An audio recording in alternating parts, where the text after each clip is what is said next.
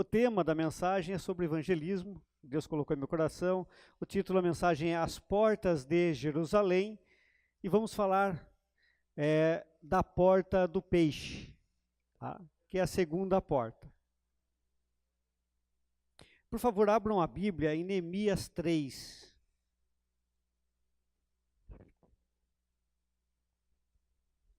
Versículo 3.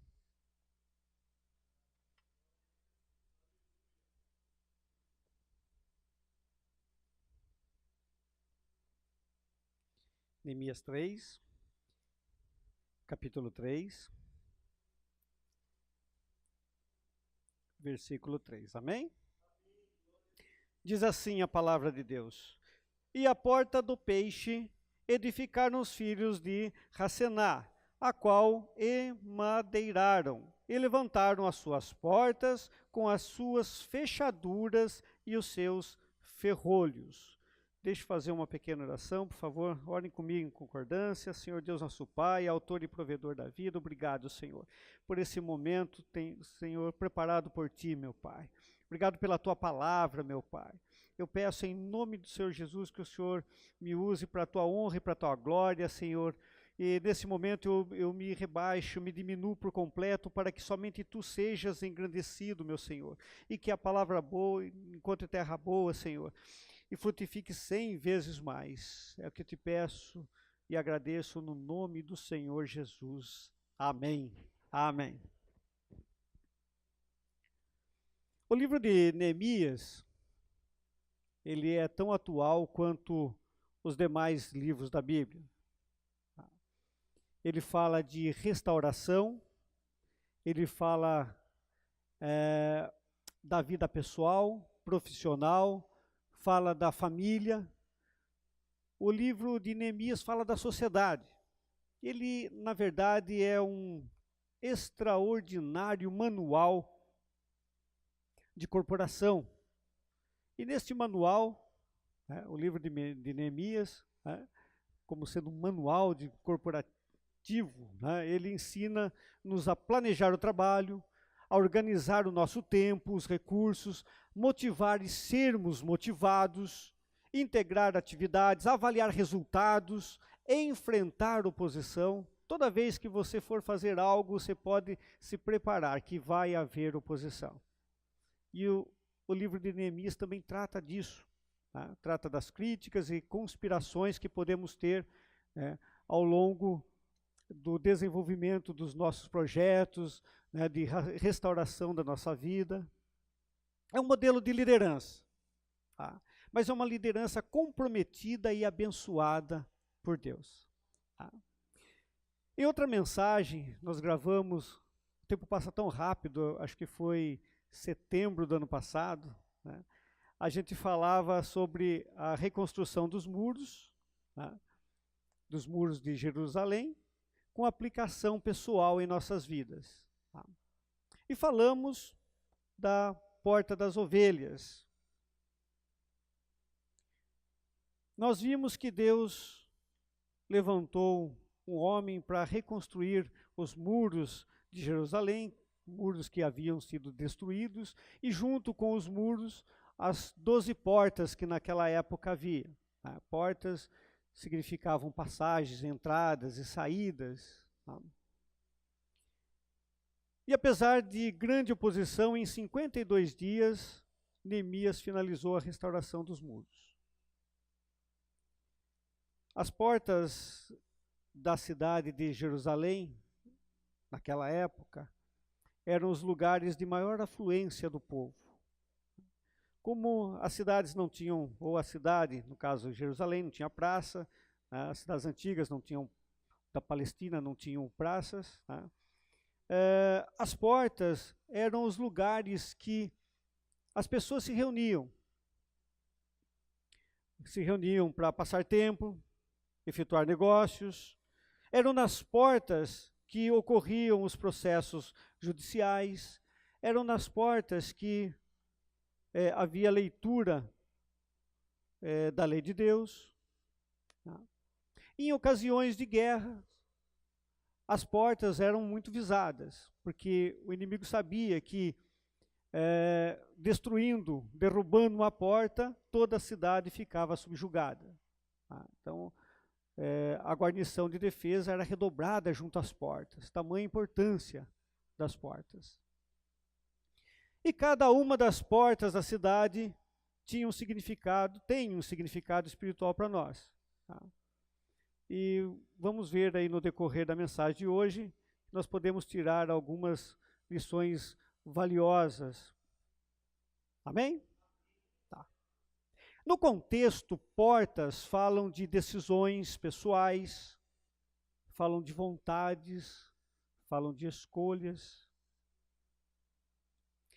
Quando nós falamos da primeira porta, que é a porta das ovelhas, está em Neemias 3:1. Não precisa abrir a Bíblia, mas se já estiver aberta, é 3:1. E levantou-se Eliasibe, o sumo sacerdote, com os seus irmãos. Os sacerdotes edificaram a porta do gado, ou das ovelhas, a qual consagraram. Então, a primeira porta, vamos fazer aí uma retrospectiva, rapidinho. A primeira porta edificada foi a porta das ovelhas. A porta das ovelhas levava este nome porque era por ela que as ovelhas destinadas ao altar, ao sacrifício, elas passavam. Então, a porta do gado, ou porta das ovelhas, né, tinha esse nome porque por ela cabia certinho, né, uma ovelha, né, ou um gado, um animal para ser sacrificado. Das 12 portas que tinha Jerusalém, a porta das ovelhas foi a única a ser consagrada. Tá? Então foi o ponto de início na reconstrução dos muros. Construiu-se os muros e foi-se edificando cada porta, a primeira porta, a porta das ovelhas, tá? E foi a única consagrada. João 10:9, Jesus diz assim: eu sou a porta. Se alguém entrar por mim, salvar-se-á, e entrará e sairá e achará pastagens. Tá? Outra correlação que se faz é João 10:11, diz assim: eu sou o bom pastor dá sua vida pelas ovelhas. João 10:14 diz assim: eu sou o bom pastor e conheço as minhas ovelhas, e das minhas sou conhecido. Esta porta, a porta das ovelhas, ela nos faz lembrar quem nós somos e a quem servimos. Então, quando se fala de porta das ovelhas, a primeira porta edificada, nos faz lembrar de quem nós somos e a quem servimos. Que nós somos ovelhas e o nosso pastor se chama Jesus Cristo. Amém. E precisamos estar com nossas vidas no altar do Senhor. Nós precisamos que nossas vidas sejam, assim como a porta das ovelhas foi restaurada, nós também precisamos que nossa vida seja restaurada e consagrada para o serviço do Senhor. Amém? Amém. Ainda na retrospectiva, tá? A porta das ovelhas fala de entregar-se completamente a Cristo. Tá? Você sente que você já se entregou completamente, plenamente a Cristo? A porta das ovelhas fala sobre o nosso pensar, o nosso agir, o nosso decidir em Cristo. Então, se você por algum motivo não tem mais ouvido a voz do seu pastor, então primeiro você tem que restaurar a comunhão com ele, restaurar a porta das ovelhas, amém? Se você se sente frio, né? Se você acha que ainda que você venha para o culto, que você ouça a mensagem, você se sente meio frio, a primeira porta que você tem que restaurar é a porta das ovelhas. Queria falar rapidamente dos 3 aspectos Né? Tudo isso está na mensagem que nós já gravamos, mas só para a gente pegar o fio da meada, amém? A porta das ovelhas representava então o novo nascimento. A primeira coisa que alguém fazia, que uma pessoa fazia quando chegava em Jerusalém, seria o seu sacrifício a Deus. A primeira coisa que nós temos que fazer é isso. As pessoas apresentavam os pecados, mostravam arrependimento, e assim, através de um sacrifício, o povo era perdoado dos seus pecados. A primeira porta, a porta das ovelhas, fala disso. Na nova aliança, nós sabemos que a cidade de Jerusalém representa a igreja do Deus vivo, amém? Nós somos Jerusalém, amém? A família de Deus, né, a coluna e o alicerce da verdade. Nós aprendemos com isso que somente um verdadeiro arrependimento nos leva a ser aceitos diante de Deus. Nós temos que refletir muito, muito a respeito desta porta. Se realmente houve arrependimento, se realmente há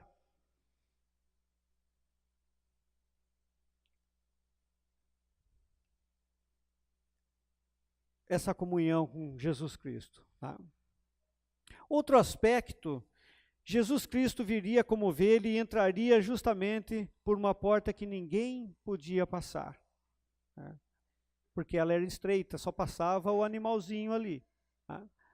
Esta porta representa todo o sofrimento, todo o martírio, todos os açoites que Jesus recebeu ao ser sacrificado pela minha e pela sua vida.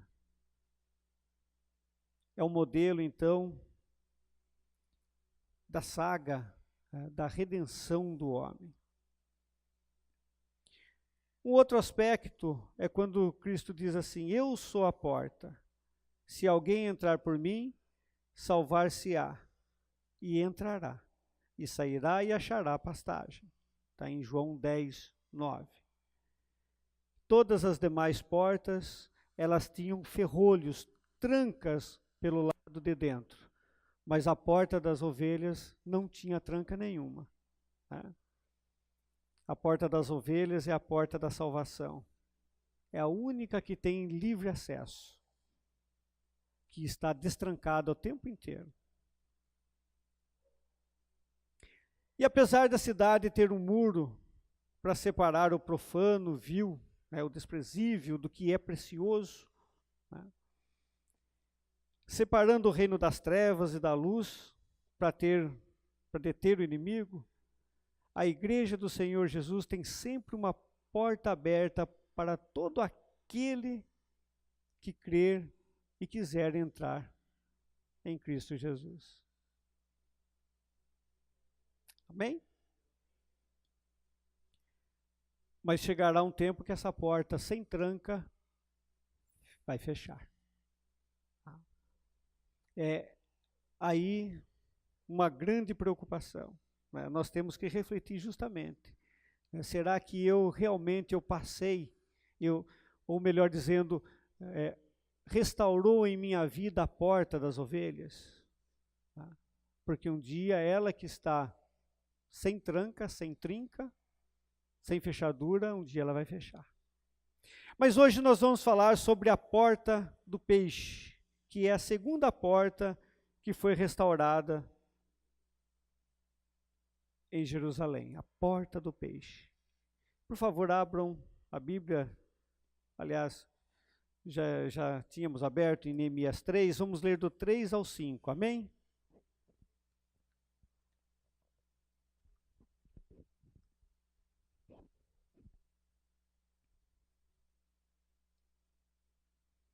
E a porta do peixe edificaram os filhos de Rassenã, a qual emadeiraram, e levantaram as suas portas com as suas fechaduras e os seus ferrolhos.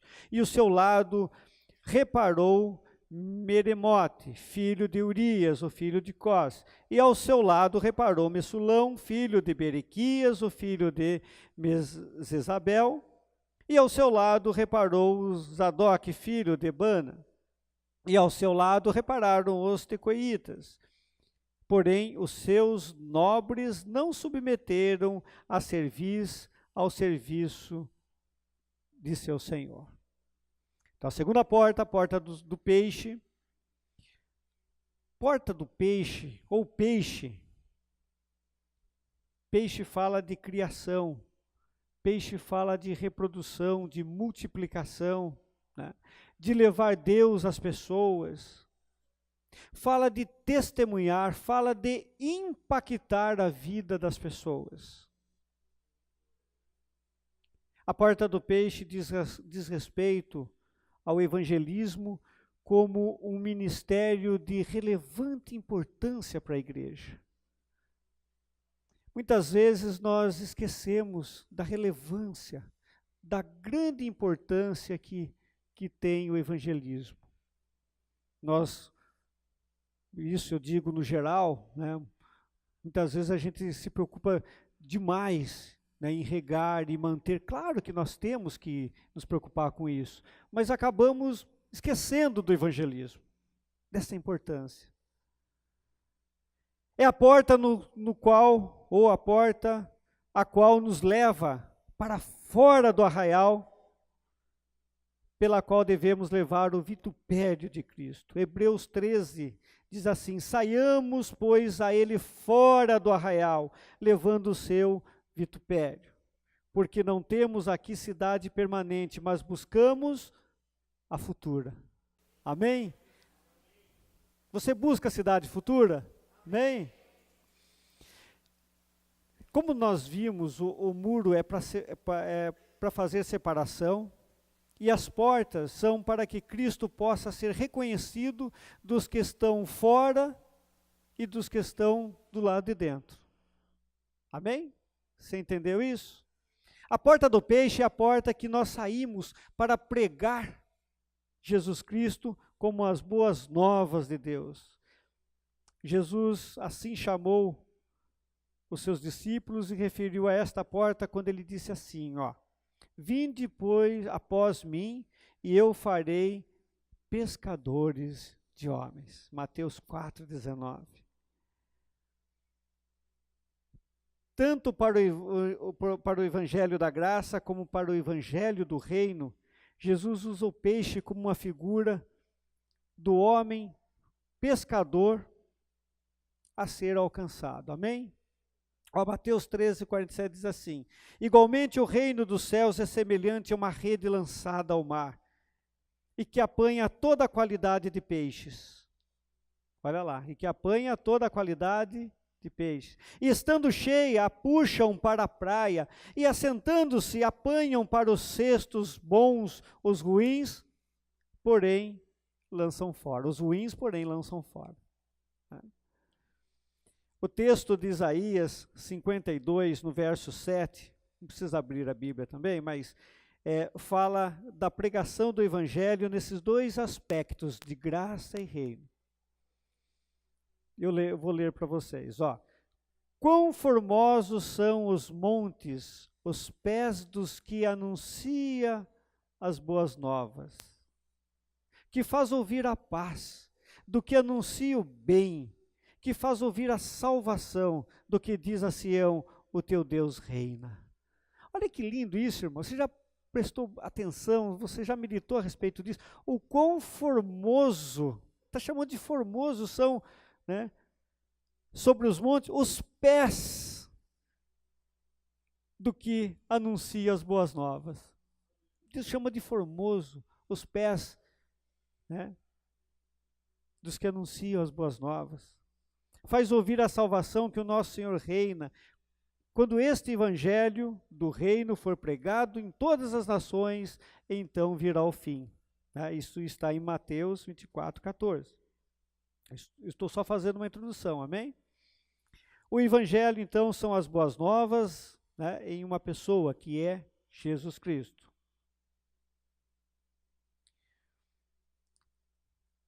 A porta das ovelhas, ela não tem tranca, é a porta da salvação, está constantemente aberta.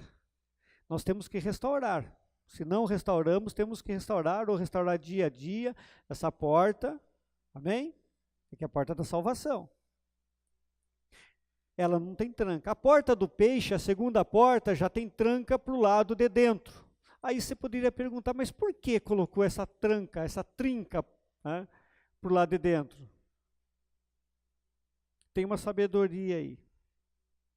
Ela é trancada para os que estão fora não entrem por ela, mas para os que estão dentro saiam para levar as boas novas. Porque os que estão fora têm que entrar por qual porta? Pela porta das ovelhas, pela porta da salvação. Ninguém é salvo, né? Ninguém entra no evangelho em si, mas pela pessoa de quem o evangelho se refere, né? A pessoa de Cristo, que é a porta das ovelhas. Então a porta do peixe, ela só pode ser aberta do lado de dentro. Você primeiro tem que entrar pela porta das ovelhas. E depois você pode abrir de dentro, abrir a porta do peixe e sair para pregar o evangelho. Amém?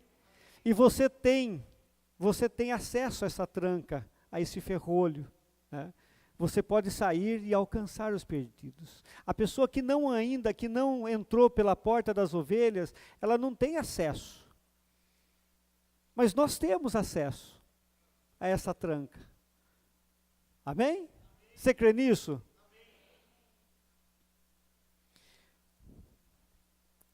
Foi por isso que o Senhor Jesus disse, ide por todo o mundo e pregai o evangelho a toda criatura, tá? Em Marcos 16:15. E ele não disse, vinde à igreja para ouvir o evangelho. Né?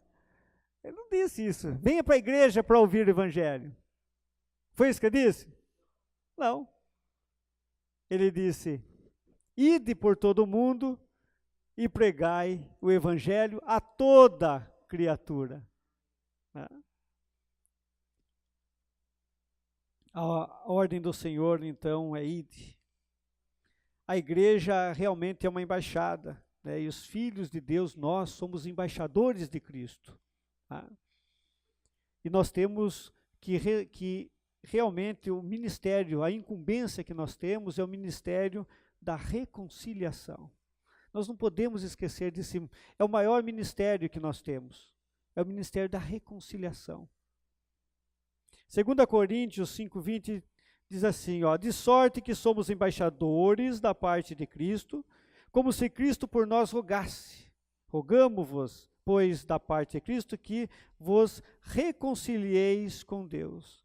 Pois é através de nós, que Deus roga, né? Ele pede com insistência que os pecadores se reconciliem com Ele.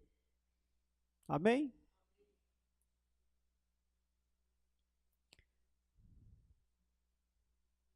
Tem uma curiosidade, nós lemos aí o nome daqueles que restauraram a porta do peixe. Ela tem todo um significado. Racená quer dizer luz, Meremote quer dizer alturas, Mesulão quer dizer amigo, Zadok quer dizer reto, justo, e Tecoitas, filhos de Tecoa, quer dizer firmes. Se você meditar a respeito disso, vai entender que o Evangelho traz a luz das alturas, né, e nos faz amigos de Deus, justos e firmes no Senhor. Amém? O Evangelho de Deus, o Evangelho de Cristo, né, a luz, a estrela da manhã, surgindo em nossos corações. Que lindo isso, né? Nos fazendo nascer do alto, né? Isso aí está em 2 Coríntios 4:6. Amém?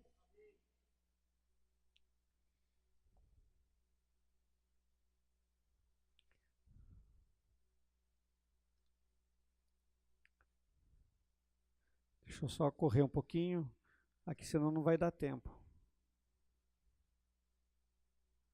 Amém. O propósito de Deus é que todos se cheguem ao pleno conhecimento do Filho de Deus. E a porta do peixe, que é a segunda porta a ser restaurada, É, ela também fala deixa eu achar aqui, amém? É que quando a gente corta um pouco, você se perde um pouco, amém?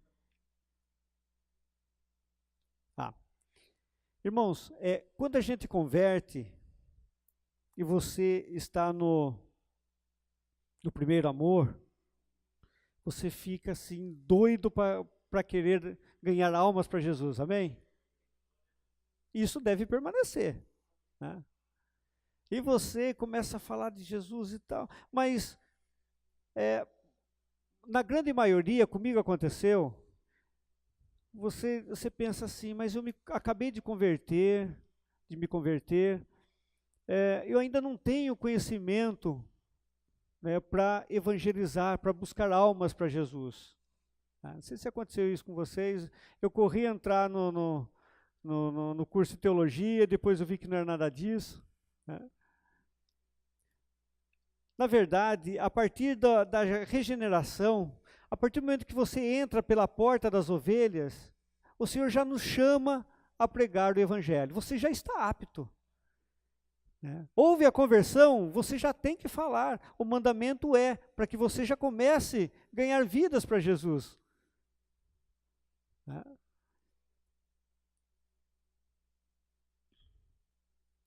Qualquer filho de Deus, por mais novo que seja, está apto a pregar o Evangelho.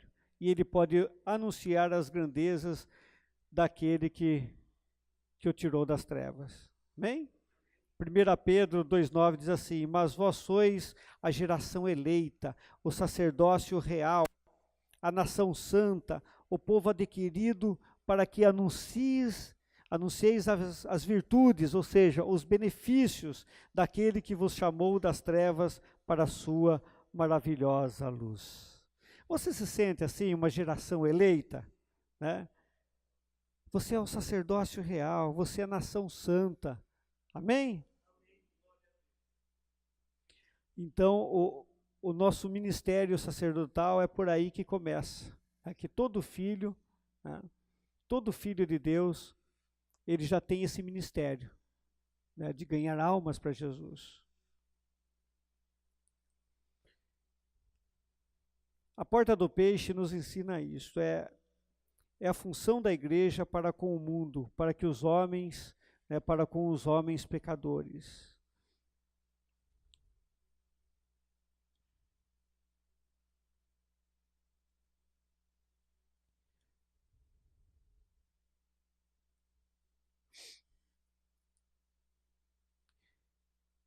Olha, é bem verdade que a gente não pode esquecer de regar o plantio, né, mas nós sabemos que cada coisa tem o seu tempo. Como Paulo diz assim, ó, um planta, outro rega, né, e Deus dá o crescimento, né? A palavra de Deus, ela é semente para o que semeia e pão para o que come, né, como também água para regar.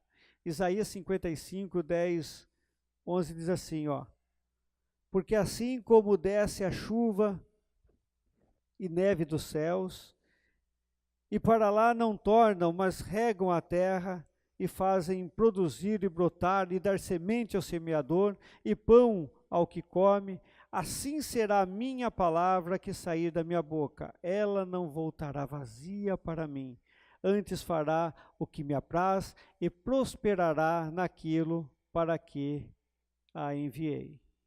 Por isso saiamos pela porta do peixe e lancemos sobre a palavra de Cristo as redes. Amém? Amém. Você tem feito isso? Você tem falado de Jesus às pessoas?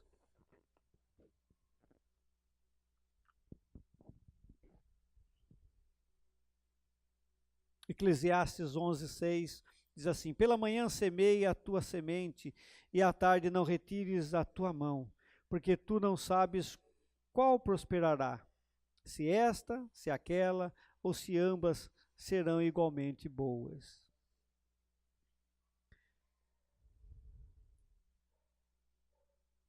E tem mais uma revelação aí no final do verso 5 do capítulo 3, né? Diz assim: porém os seus nobres não submeteram a serviço ao serviço do Senhor. O Espírito ele não deixou de relatar isso porque tem muita importância para nós. O que significa, o que é submeter a serviço ao serviço do Senhor? É colocar o nosso pescoço na canga, juntamente com Jesus. Aqui o Espírito relata que muitas vezes a pessoa, ela fica orgulhosa, ela começa a estudar a palavra de Deus, ela acaba ficando muito orgulhosa, diz assim, mas viu, mas eu vou lá na praça falar de Jesus, né? Tá? Fica cheio de conhecimento e cheio de orgulho espiritual. Podemos nos assentar como nobres, como aqueles que se servem das coisas do Senhor, mas não servem ao Senhor. É isso que está querendo dizer. Essas pessoas, elas não entram ao serviço do Senhor. E aí, elas não negam a si mesmo e não tomam a cada dia a sua cruz para segui-lo. Nós temos que tomar cuidado com isso também. Há pouco tempo atrás, o irmãozinho tinha terminado o curso de teologia, ele me procurou, ele disse que em nenhuma igreja ele conseguia se estabelecer, porque ele ficava analisando a teologia e tudo mais, ele via erros e erros teológicos e tal, né? E eu disse para ele, falei, você não vai encontrar nenhuma. Né? E ele estava dizendo para mim, eu tinha saudade da época que eu não sabia nada, né? Misericórdia.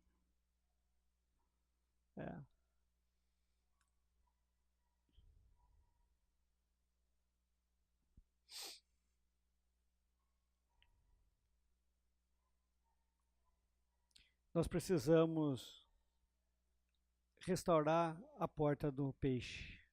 Nós precisamos de mais amor pelos perdidos. Nós precisamos matar muito mais o nosso eu. Nós preocupamos tanto conosco e esquecemos dos perdidos. E muitas vezes perdemos tempo com coisas tão pequenas, né? Com coisinhas insignificantes, nós ficamos pensando e pensando e pensando, e esquecemos dos perdidos que estão aí fora, precisando ser alcançados, com uma palavra de amor, uma palavra de Jesus. E Deus não tem plano B. O plano de Deus somos nós. Ele precisa da nossa boca. Amém?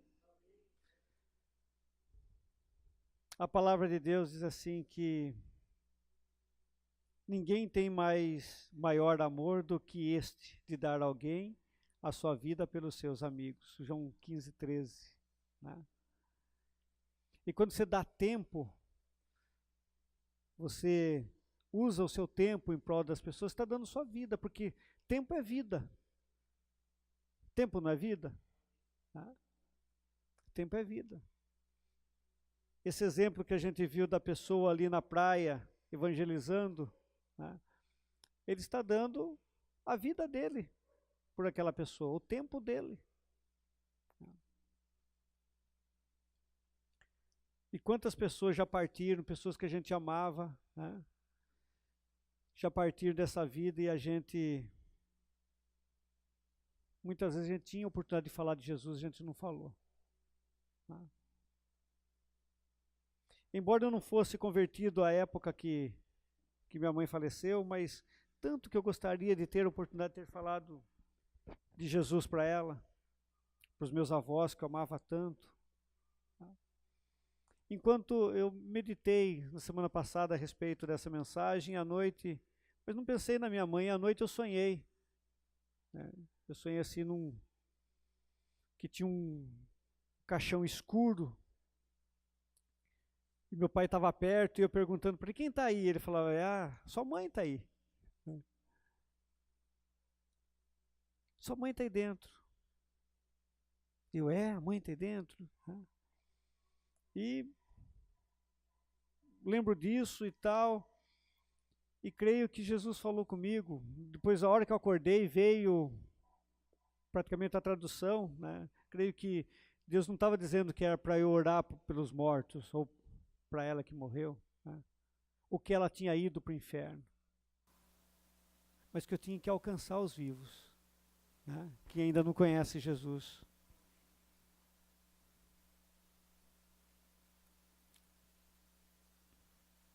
Irmãos, tá meio em stand-by hoje, porque minha pressão está baixa, eu tomei os medicamentos aí para deixar justificado, se o pessoal dorme. Amém? Vai dar para aguentar mais um pouquinho, amém? Tomei os medicamentos hoje para sinusite, né? Então também em stand-by, né? Mas continuando, o mundo está doente, como o irmão Maurílio estava dizendo, tá? O mundo está doente, as pessoas estão doentes, as pessoas estão afundadas até o pescoço no pecado da corrupção, né, da sexualidade, da imoralidade, do desamor, né?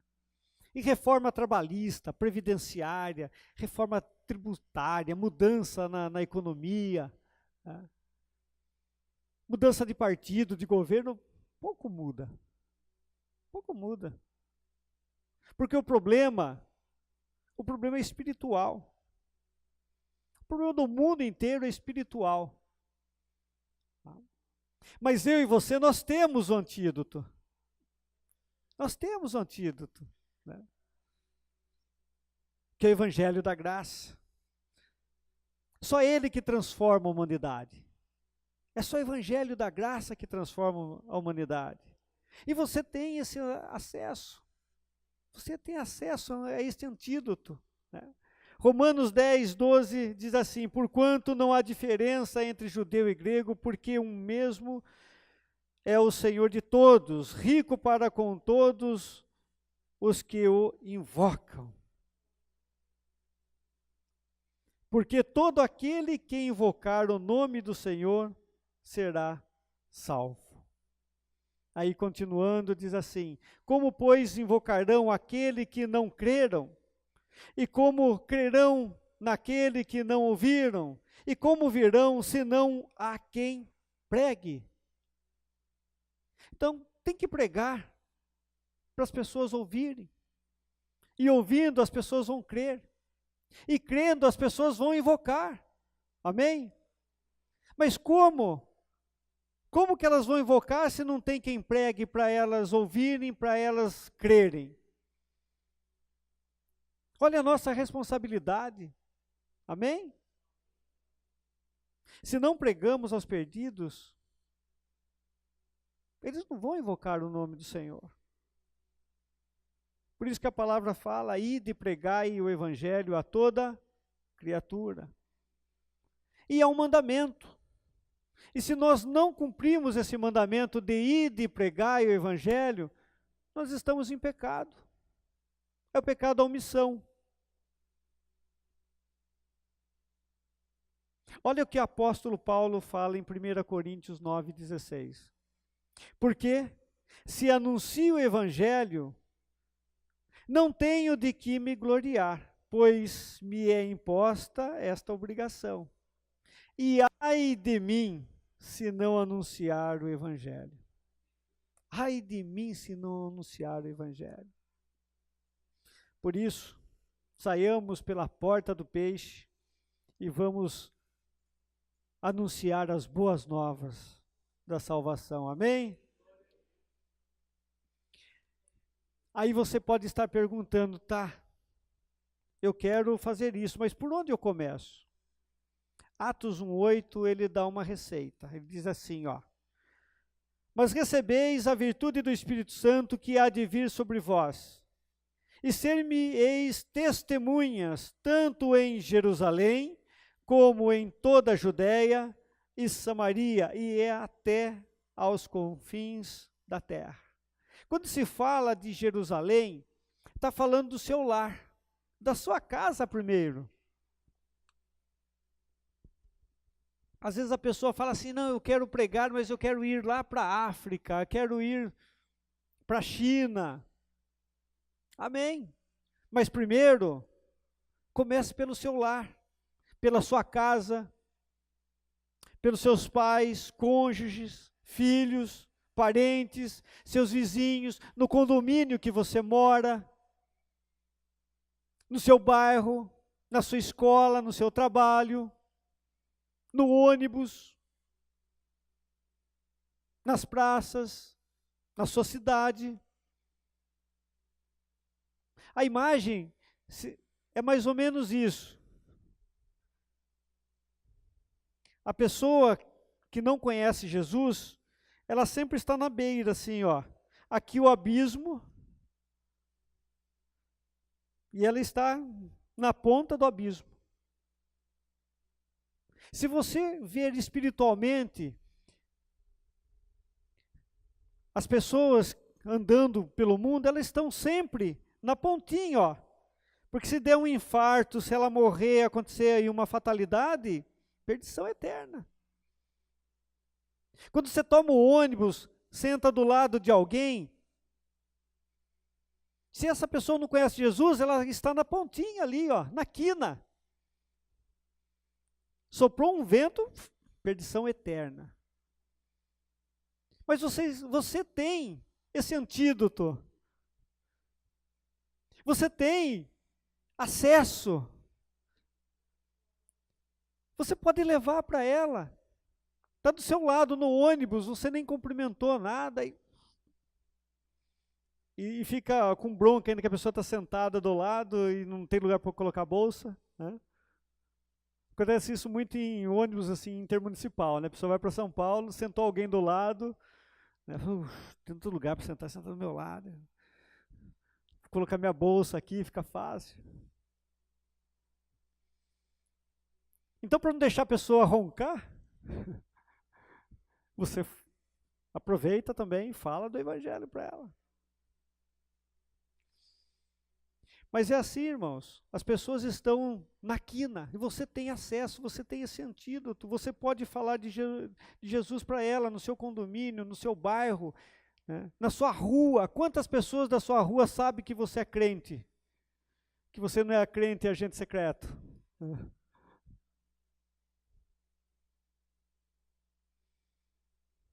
Tem crente que sai com a Bíblia na sacola, escondido. Mas começa primeiro por Jerusalém, né? Perto de você. Depois você pode ir para a Judéia, né? Que é o grande estado. Para nós seria o grande estado de São Paulo. Você tem todo o grande estado de São Paulo para você vencer, né? Para você levar o evangelho. Depois você pode ir para Jerusalém, Judéia, né? Seria o grande estado de São Paulo. Depois para Samaria. Não só o estado, mas você tem o Brasil inteiro para você levar o evangelho. E quem sabe, depois, para os confins da terra, que é internacional. Porque muitas vezes nós ficamos idealizando, eu quero pregar o evangelho, eu quero ser evangelista, missionário e tal, e você fica só pensando na África. Mas o seu vizinho não sabe que você é cristão. As pessoas que trabalham com você não sabem que você é cristão. O sujeito que toma ônibus todo dia com você não sabe que você é cristão. Olha a responsabilidade que nós temos. A pessoa está na quina. Está um passinho da perdição eterna. E você tem o antídoto. E como que eu evangelizo? Fale para ele que Deus é santo. Fale que todos nós somos pecadores, a exemplo do moço, né? Que a gente viu evangelizando na praia. Né? Fale que Deus é santo, que todos nós somos pecadores, que a esperança é Jesus Cristo. que nós temos que aceitar Jesus como nosso único e suficiente Salvador. Coisas rapidinhas, que dá tempo de ele descer e ficar pensando no ponto de ônibus, ele ficar pensando.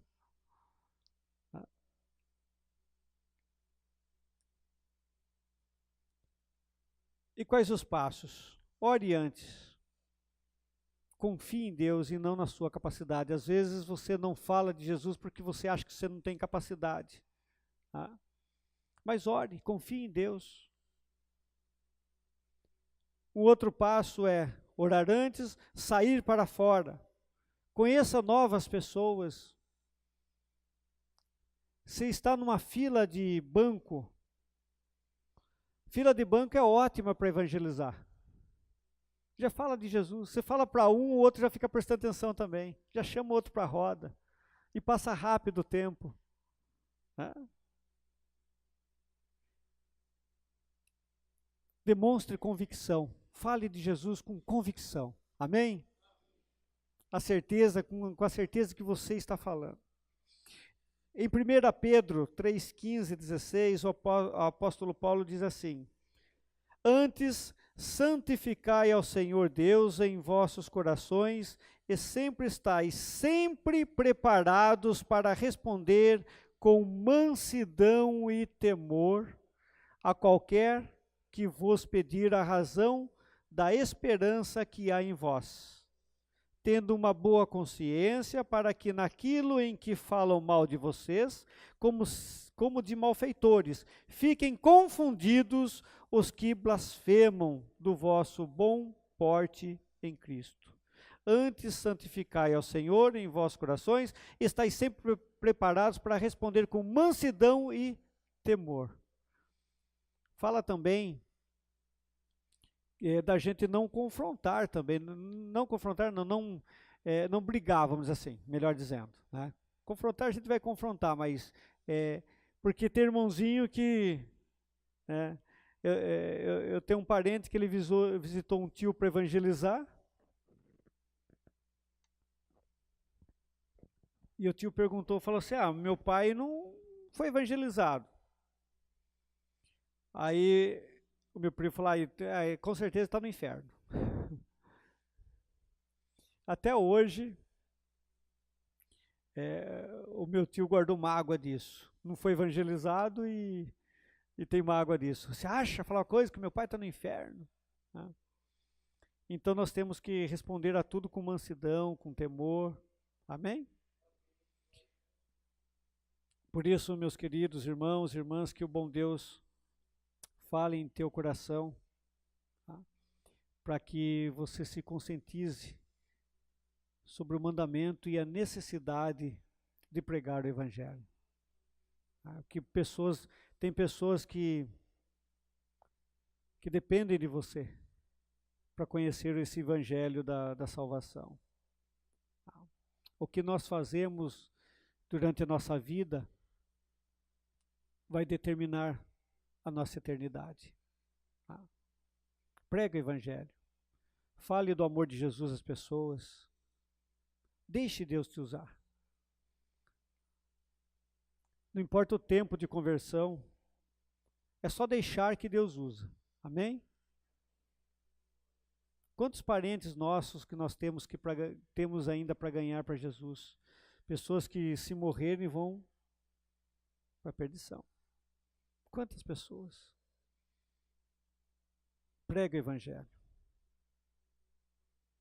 Claro que você vai pregar o Evangelho por amor, né, a Cristo, por determinação, mas também tem recompensa. Né? Deus promete galardão.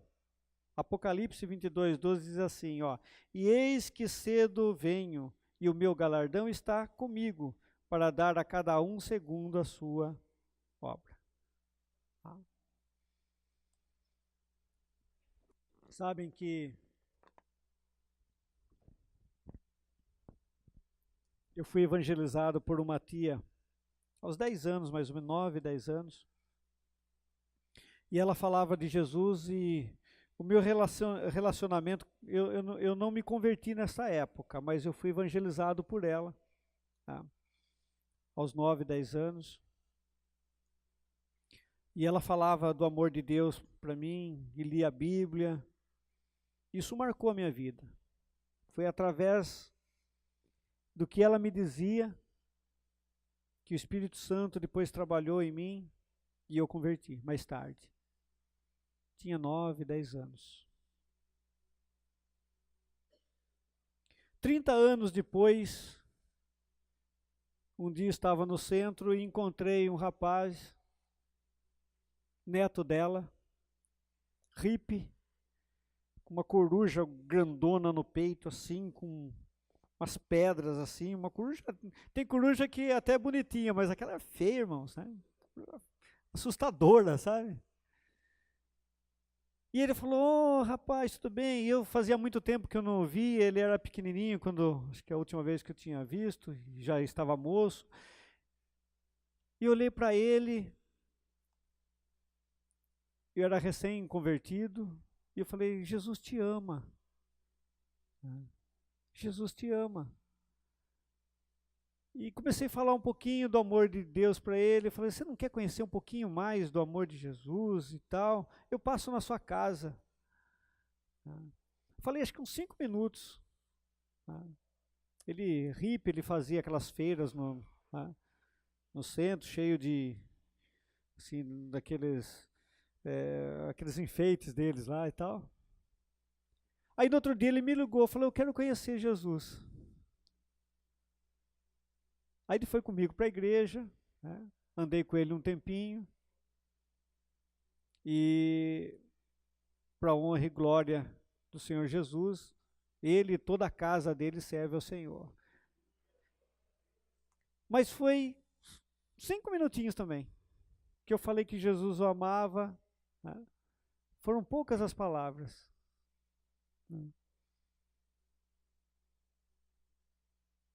Mas às vezes poucas as palavras e faz toda a diferença na vida de uma pessoa, amém? Pode mudar toda a vida da pessoa, né? Porque a gente sabe que o convertido muda todo o relacionamento pessoal dele. Então muda tudo, muda o relacionamento, as relações humanas em relação aos amigos de escola, né?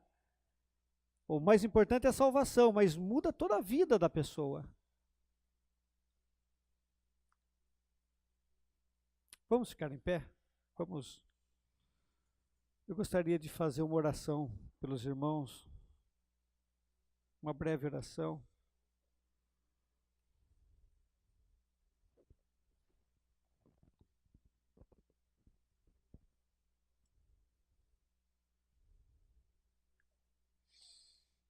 Amado Deus, vamos fechar os olhos, vamos deixar que o Espírito Santo fale conosco.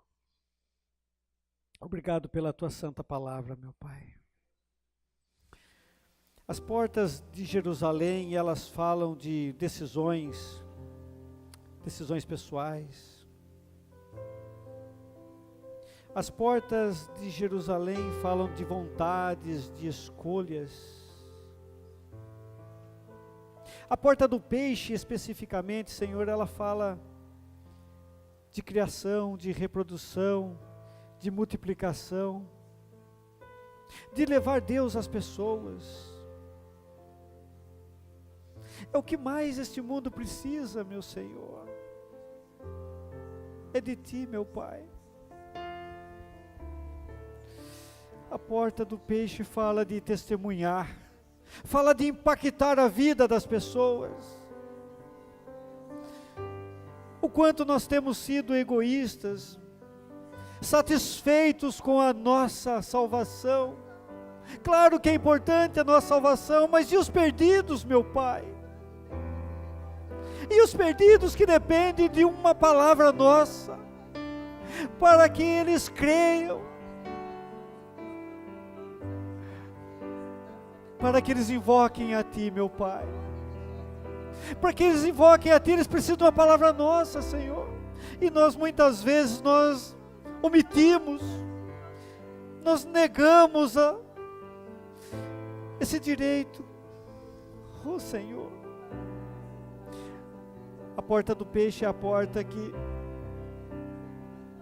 saímos para pregar o Evangelho de Cristo como boas novas.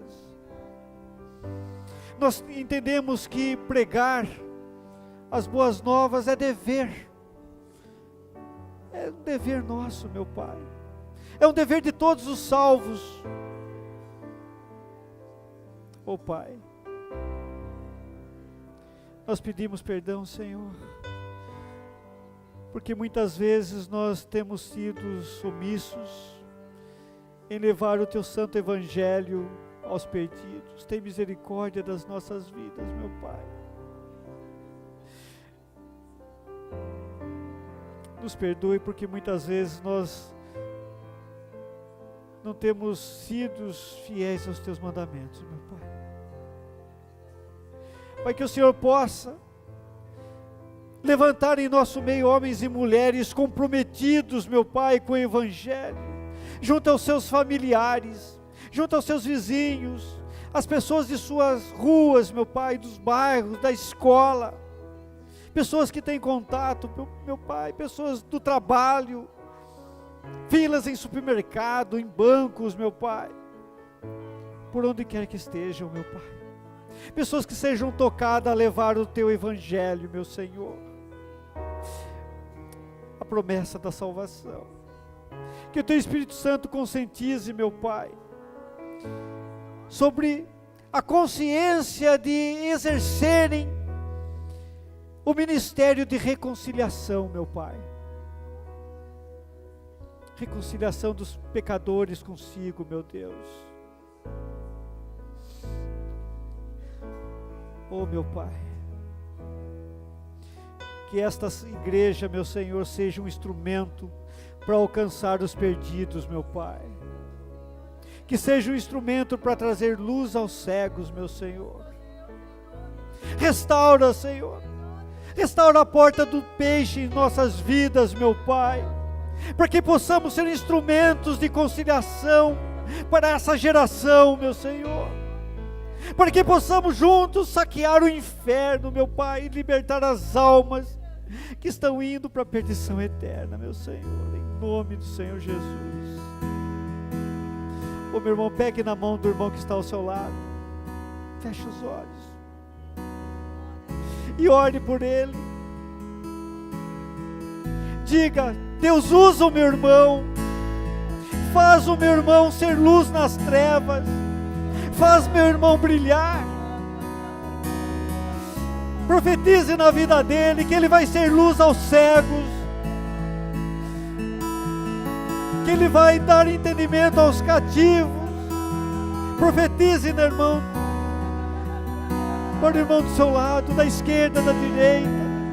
Profetize em nome do Senhor Jesus, que ao som da voz dele, as escamas dos olhos dos perdidos cairão, e multidões aceitarão Jesus através dele.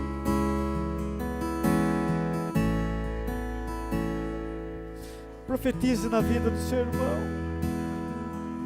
Multidões achegarão a Jesus através dele e aceitarão Jesus como seu único e suficiente Salvador. Que o Senhor Jesus levante homens e mulheres comprometidos em levar o Evangelho, levar a mensagem da salvação. Oh, aleluia, Senhor. Aleluia, Senhor. Que nós sabemos que é só o Evangelho da graça que é o antídoto para a humanidade. Oh, aleluia, Senhor. Santo, santo, santo, santo, santo, amado Deus, misericordioso Deus, Santo Deus, maravilhoso Deus, Rei dos Reis. Você tem acesso, meu irmão, minha irmã.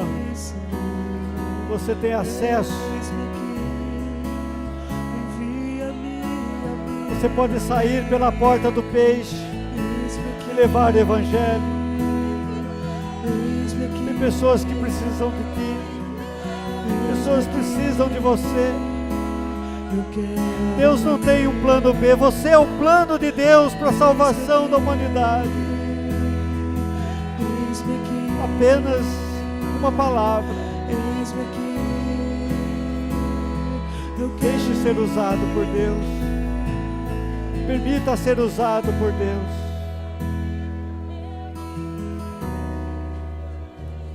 Você é o plano de Deus.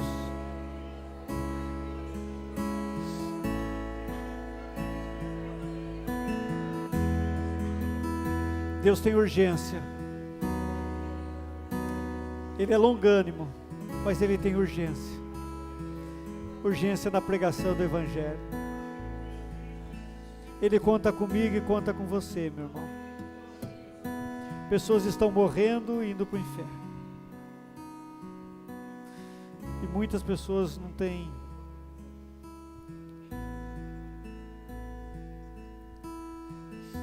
ouvido. Nós precisamos apenas uma palavra. Uma palavra. Às vezes um Jesus te ama. O Espírito Santo vai trabalhar essa frase na vida daquela pessoa. Jesus te ama. Amém? Se você foi abençoado, dê sua melhor salva de palmas para Jesus. Amém? Recebe. Recebe, Jesus. É para ti, Senhor. Recebe. Recebe, Jesus.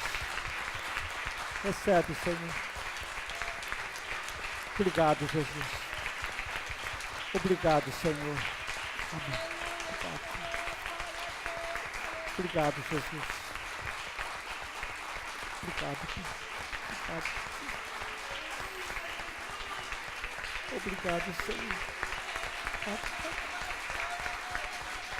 Obrigado, Jesus. Obrigado, Jesus.